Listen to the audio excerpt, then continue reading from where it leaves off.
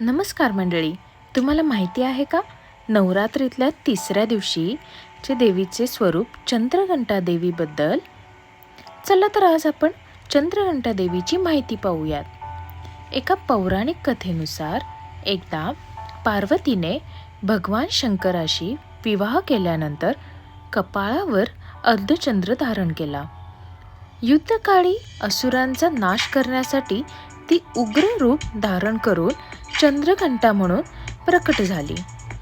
तिच्या घंटानादाने दैत्य व दुष्ट शक्ती नष्ट होतात असे मानले जाते.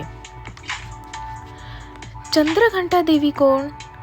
चंद्रघंटा देवी ही मातेची तिसरी रूप मानली जाते व नवरात्रीच्या तिसऱ्या दिवशी तिची पूजा केली जाते.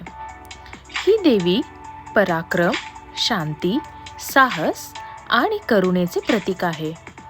भक्तांना संकटातून वाचवणे आणि भय दूर करून आत्मविश्वास देणे हेच तिचे मुख्य कार्य आहे. नावाचा अर्थ म्हणजे काय? चंद्र म्हणजे चंद्रमा, घंटा म्हणजे घंटनाद. मातेच्या कपाळावर अर्धचंद्र सारखा आकार आहे जो घंटेसारखा दिसतो, म्हणून तिला चंद्रघंटा देवी म्हणतात. देवीचे स्वरूप: रंग सुवर्णवर्णी, सोन्याच्या रंगासारखा तेजस्वी. हात 10 हात, शस्त्रे व कपाळ हातात. एक हात नेहमी अभय मुद्रामध्ये असतो, भक्तांना आशीर्वाद देणारा. वाहन वाघ किंवा सिंह.